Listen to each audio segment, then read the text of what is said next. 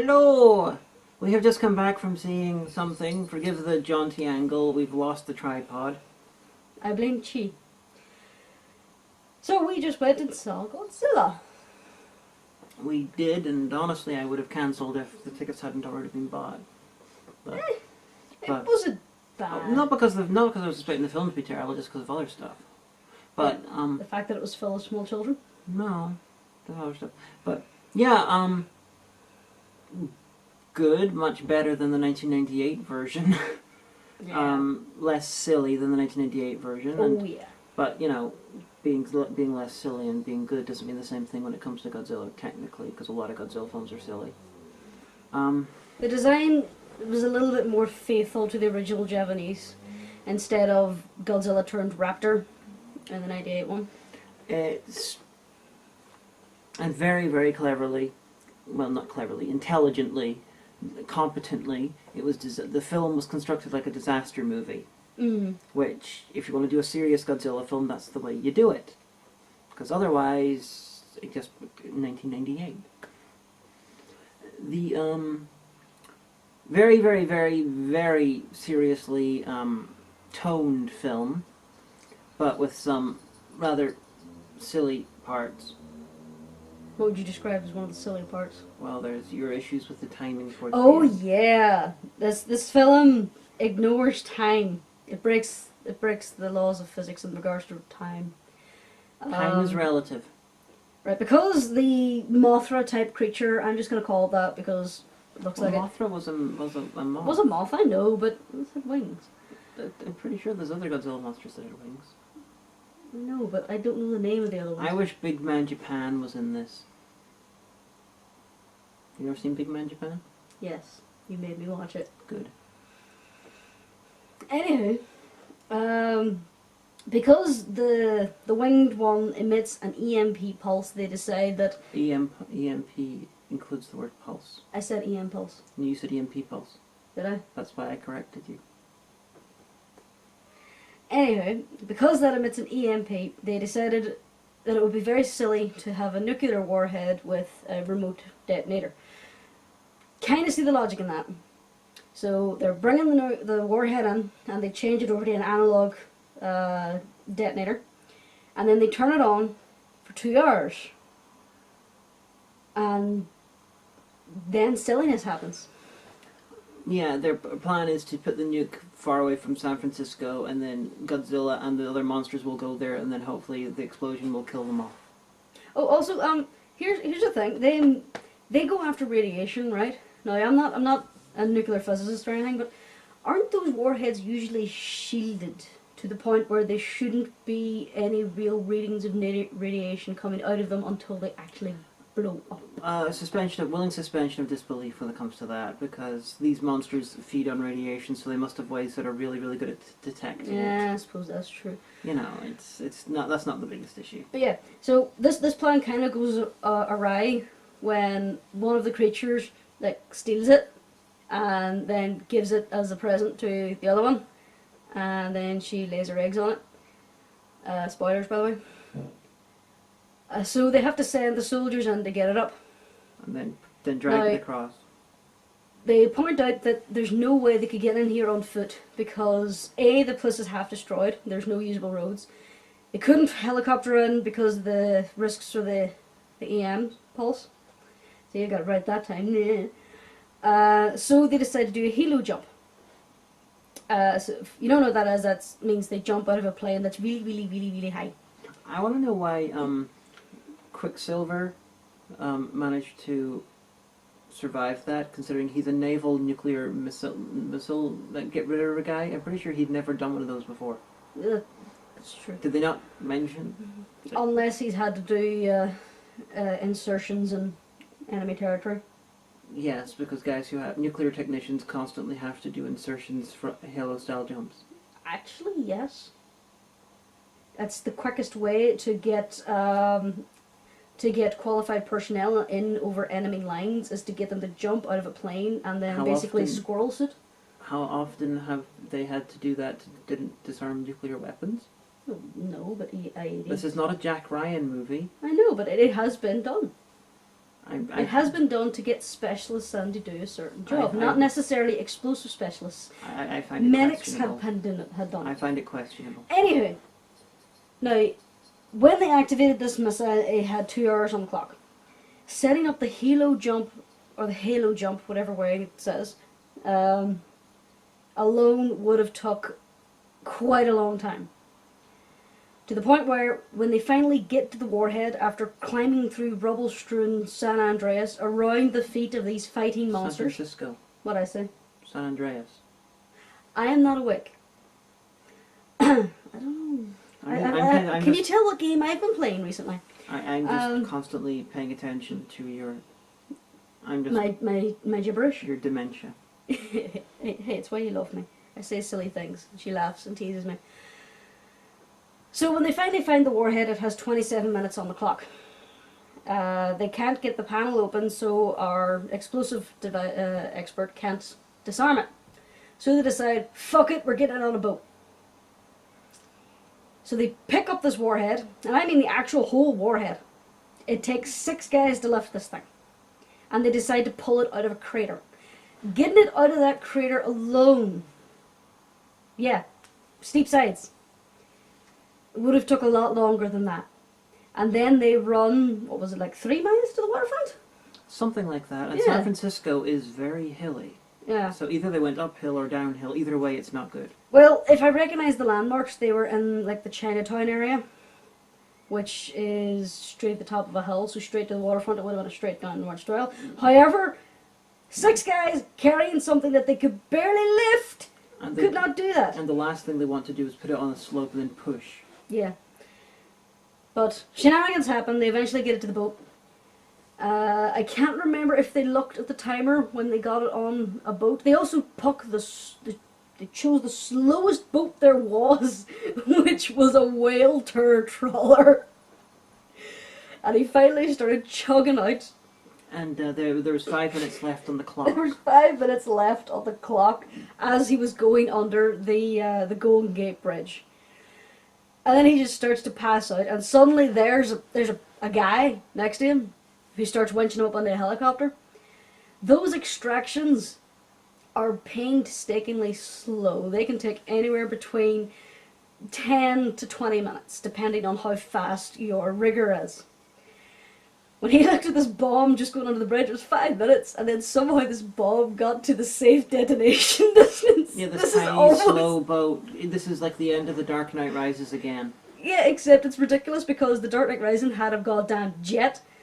This was a little punt. It wasn't even a fast boat. They really should have had a little postscript with half of San Francisco being irradiated because of that. Yeah, it still would have been irradiated. I know, they should have at least made that clear, to add more to the disaster moviness of it all. Yeah. Oh, the folly of man. They should have let Godzilla do the job instead. They ended up, that's exactly what happened.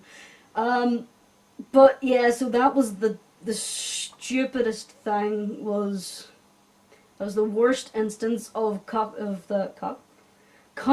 slowdown I've ever seen. Now, in the film, at the start, the Quicksilver loses his mother in a nuclear disaster thing for some reason. Japan needs Americans to run its nuclear things, and then later on, Japan needs Americans to run its nuclear thing, testing for this monster that's living in the nuclear thing. Apparently, Japan, just to this day, cannot do anything involving nuclear things without Americans being in charge. Actually, they're not, due to the treaty that they had to sign after World War II. Oh, okay. So that is actually wholly accurate. The fact that America walked in was just basically, Japan has guns, take them away. So okay. That is technically accurate because America won't let Japan do anything. So, yes, that is so at the start you've got true. Quicksilver is his little small boy. His mum gets killed, and with 3 other people. And for some reason, my mind had it that there were 4 Mutos, and because of the name Mutos, these are the evil monsters. I really thought that they had been mutated. The people in this original disaster had been mutated into monsters. When I found out it's much more pedestrian than that, I was so very disappointed because people being mutated into giant monsters and fighting Godzilla is a staple of 70s Godzilla films. True. Well, not exactly, but that sort of thing. So it was like, oh. But right at the start, you had Bryan Cranston, who apparently is very famous in America. I just remember him from Malcolm in the Middle, which I saw like one episode of. But, You haven't seen Breaking Bad? no, I haven't. I've been too busy watching the 1990s Flash. Watch Breaking Bad. He, but he's got you got Bryan Cranston, who's main character, so I will accept the white guy being in charge there because he's the main character of the American film. But, he's got there's another random white American fat guy who's there, and, you know, no one else was all thrilled by this, and I wasn't especially thrilled with this, but I was like, holy crap, Gary Chalk. Gary Chalk did the voice of Optimus Primal in Beast Wars, and then Optimus Prime in the Unicron trilogy of Transformers series. So I was just like, I just assumed, based on Gareth Evans' age, that he really liked Beast Wars and wanted to put Gary Chalk in there, because he's a young director, so he probably. It's one of those if you were things, directing a movie, wouldn't you put someone that you liked from a TV show in there just for a cameo, just for a probably. laugh? It was a It was one of those blink and you'll miss it things where he said one line. What? Do you want to be in the vlog? Yeah. He only said one or two lines, and I sort of leant forward and I think that's Gary Chalk, and Colin was like, I don't care. And I gotta say, Joss Whedon is one hell of a troll. Why? What did he do? Well, because he cast the two love interests from this, you know, the main character and his wife, as Quicksilver and Scarlet Witch in the Avengers 2. Quicksilver and Scarlet Witch, brother and sister who have incesty undertones or overtones depending on which version of the Marvel Universe. So Joss Whedon's like, excellent, I can this is going to be funny. Yeah. What was the name of the... Oh, I can shake with actors' names. The fella... The Japanese boy who went around the military. Ken Watanabe. Yes, Watanabe. Is it just me, or does he always seem just dumbfounded that this thing he's been staring at is suddenly moving throughout the entire film? Yeah, it's a good description. He's like, holy shit, this is happening. And he's a fantastic actor. He really is a good actor, and half the film they have him staring at the distance or staring at screens and going, it's unbelievable. He's like the token non-English speaking, non-American white person who is there just to sort of be wise, yeah, and unscientific, and eventually be proven right, and also make blatantly obvious comparison to Hiroshima. Yeah, to make people go like, oh, it's. Also, he's such a cipher. Was his assistant solely there to advance the plot? His sister was there to remind everyone that there are countries other than America and Japan as well. Because she was English. No, well, fair enough. She only popped up to say, somebody needs you or something is happening. She was there to advance the plot. That was it. She showed up to tell him about Brian breaking into the quarantine zone. She showed up to tell him that they needed to evacuate. She showed up to tell him that important... She showed up 3 times even on the ship just to tell him important things have started to develop. Well, if you had a pet English person, wouldn't you do that? Make them do that? Oh, really? I was like... I'd dress them up in a little suit and make them play Alfred. Madame Nicola, Neil has arrived. Madame Nicola, you must evacuate. The monsters are coming. Madame Nicola. You would totally love that. You're strange. What else? A lot of comparisons. Okay, I don't know if you've seen Monsters. Gareth Evans.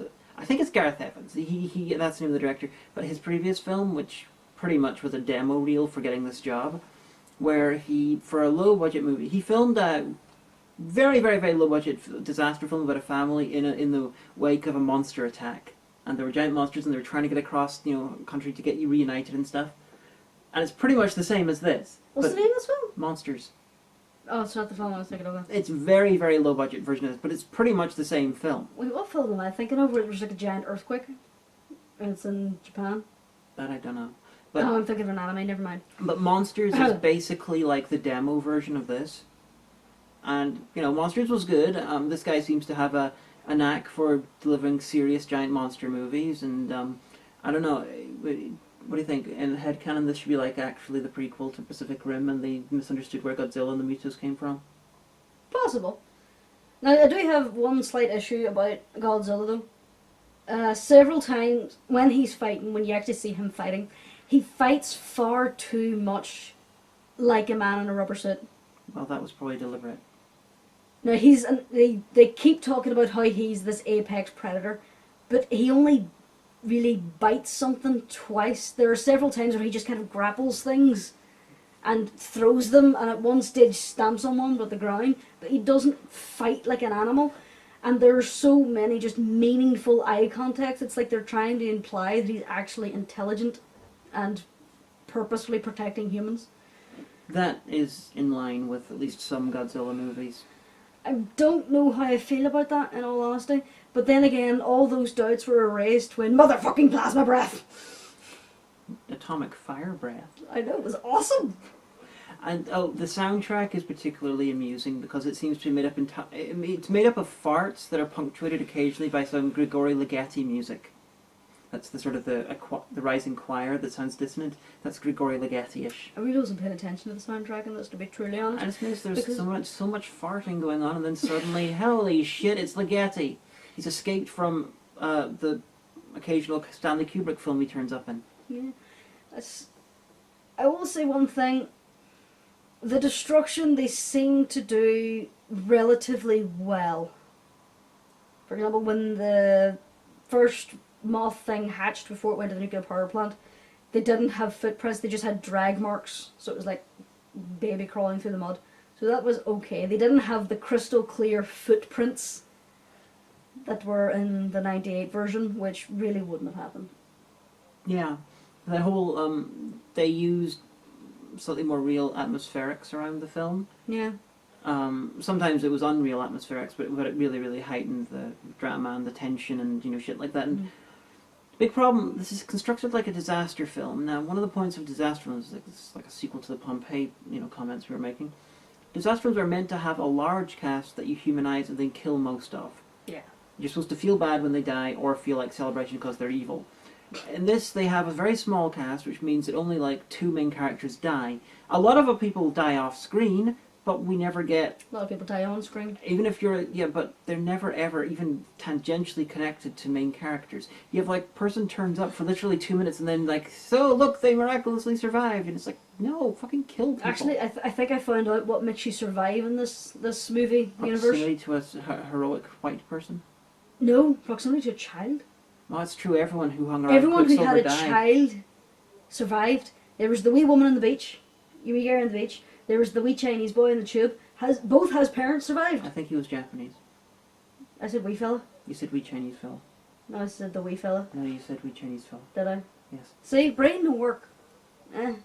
I assume he was Japanese. I didn't hear enough speaking to work it out, but the guy was speaking to him in Japanese. He says, I'm trying to help in Japanese. Yeah, because the kid, Quicksilver grew up in Japan, so he can speak Japanese. Yeah.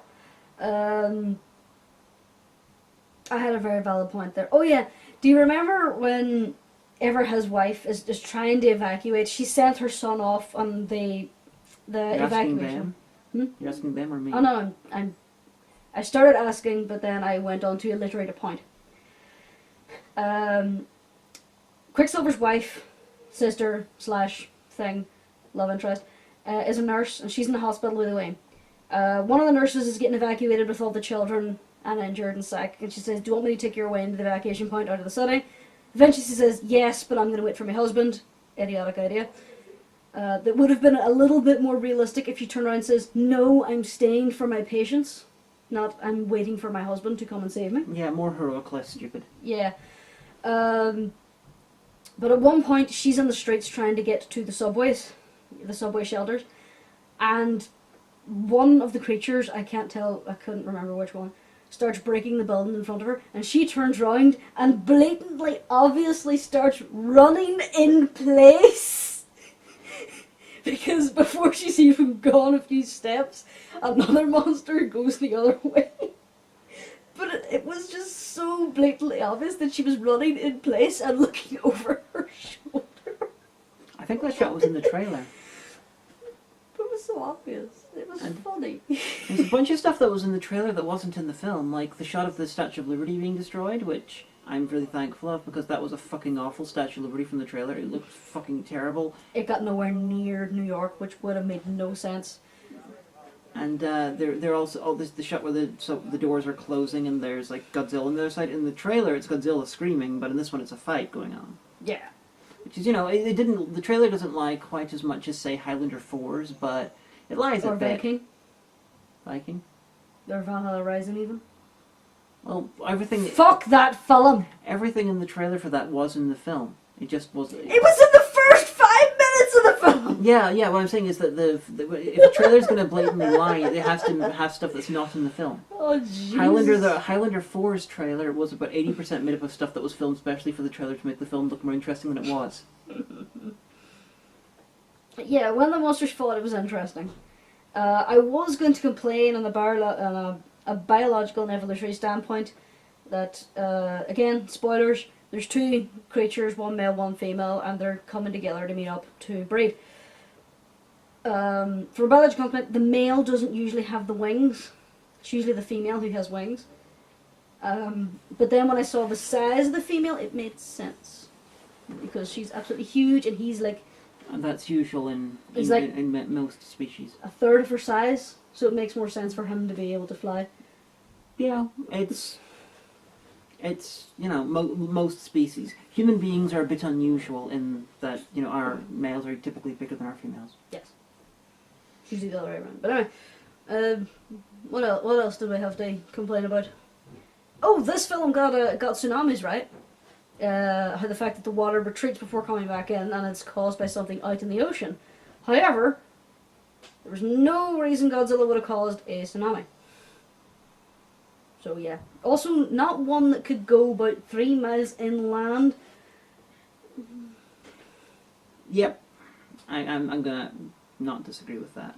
Also, the little SWAT guys on the roof. There's like 6 guys, and Godzilla walks past, and they start shooting at his thigh, and they kind of run out, they kind of look at each other going, yeah, that was fucking pointless. Well, right at the end, Quicksilver was going to try and take on one of the monsters by himself with a pistol. Yeah, but that's sheer desperation. I know, but it was just That's really last silly. stand mentality. It was really fucking silly. It's like Saving Private Ryan and a handgun against a tank. A handgun has taken down a tank. To my knowledge, a pistol has never taken down a giant monster that's about 18 trillion stories tall. You made up that unit of measurement. I know. Just like this film made It's up a the unit it's of time. It's a fillion. It's 18 million Nathan Fillions. It makes sense. Only in your reality. Probably. They go to Nevada to find this nuclear waste deposit place, blind. and they're all like, "Do, we gotta look all the rooms. Where is this monster kept?" Because they put this pod in there, and then realizing, oh, it must be feeding on the thing and become giant. So looking through that, and they find this door, and they open it, and blinding white light. And my first thought was, holy shit, something ruptured, nuclear thing. They're all gonna die of radiation poisoning. Then of course, no. It escaped out the wall and took half a mountain with it, and no one on the outside had noticed. Yeah, when you cut to the outside, half the mountain is literally clawed away. And this is not the first instance of a helicopter pilot noticing nothing unusual from the air. Yeah, it looks perfectly fine. It's just a giant monster destroying Las Vegas and half the mountain's gone. How are you guys doing finding the little monster? Well, and then they're like, why didn't you fucking mention the giant monster? It's like, well, you guys said we were looking for a little monster. The giant monster, it was not my purview. Yeah, so let's see. In the start of the film, you had the mines. There's a giant hole and massive drag march where half the forest is gone. There's helicopter pilots buzzing around, and apparently they didn't notice this until the guys underground noticed a shaft of laugh. I can't fucking speak. Until they noticed a shaft of light that went outside, and they went, huh. And it cuts to outside, and then there's suddenly helicopters going, oh hey, there's a hole here. Second instance, they somehow missed a nuclear submarine in trees. Yeah, I'll let you watch the film to explain that part, but yeah. It took soldiers on the ground stumbling around, while there's helicopters with fucking searchlights above them, to come across the rudder before they realised that there was a fucking submarine in a tree. I would have thought the Russians would have known about where the nuclear submarine is before the Americans, because they're Russians on board. And I'm sure at least one of them was right. People survive worse than that in this film. True. They should have had like the guys pulling guns on the. Unless on the, it ruptured the nuclear reactor before it absorbed it. It's possible, but they should have had the guys pulling guns. They pull the gun on the monster that's over the nuclear submarine. Then they could have had like the top of the submarine open up, and then a Russian sort of says going like, "No!" putting his hands up, and like he thinks they're aiming at them. Yes! Yes! And it would be just like one of the jokes in Top Secret. I don't think they would have made a joke out of that. They should have. Let's see. And then the third one was, of course, half of that mountain missing. There was another instance too, but I can't remember what it was. Also, Godzilla should have... Not Godzilla. The Wayward missiles should have brought down the Golden Gate Bridge. Mm-hmm. It severed one of the primary cables that runs down the side. It's a suspension bridge. It needs that to hold the weight of the bridge. So if that had been severed and flopped across the bridge like it showed, then that bridge would have been gone down. It wouldn't have took Godzilla then to stand up, lean on the bridge, and then break through it. It would have started collapsing at that point. And not just that section, the entire bridge should have gone down. And you note how they only gave a shit about the people on the bus that we were with, because the main character's son was on there. There was a lot of other buses on there, but they're like, who cares about them as long as this one bus gets to safety. Yeah, the school bus full of Waynes. Now, whenever Godzilla pops up, driver goes, you know what, fuck this, and starts sprinting down the bridge, accelerating down, and a few people follow him. And when he gets to the end of the bridge, it's perfectly clear. So this means, at some stage, the US military stopped the civilian evacuation of the bridge for no reason. And then, Or to get a tank on, but the tank was already on the bridge and stopped and in the ready position, so they should have started the evacuation again. plus there was the cable going that blocked the bus at one point. It So, magically disappeared. and it vanished. She's like, holy shit, there's a giant cable in our way. Oh, Godzilla's there. Oh, I'm going to drive in away, and just phased right through the cable. Mm-hmm. So this film, it's not perfect. It's Definitely. not as bad as people thought, to be honest. I like the design of Godzilla. There's a lot. Also, the hype with the Godzilla's too fat was two guys! Two Japanese guys on movie forums! And the American news threw it out of proportion entirely. The reviews have been very mixed. Yeah. Like I'm in the positive side. I thought it was well handled. It was a decent film. I'm glad that we didn't see a hell of a lot of monster fighting. I thought it was better handled with just seeing parts of it. More like a giant thing, like A thing that's going on in the background. a thing that you're, human level, and then that's far away, and it's just like, but it's like force of nature, rather than make it the main attraction. The arrogance of man. I'm Ken Watanabe. I'm here to be mystical. I'm a little bit like a magic Japanese person. Mr. Miyagi Jr.? Yeah, that sort of thing. It's one of the sort of things of using minorities to improve the stories of white people, and it really bothers me. Also, they broke Hawaii. Yes. Not part of Hawaii, they broke Hawaii. Yeah, that happened. Silly film. It would. Highly enjoyable. I would recommend it. Yeah. We can't think of an ending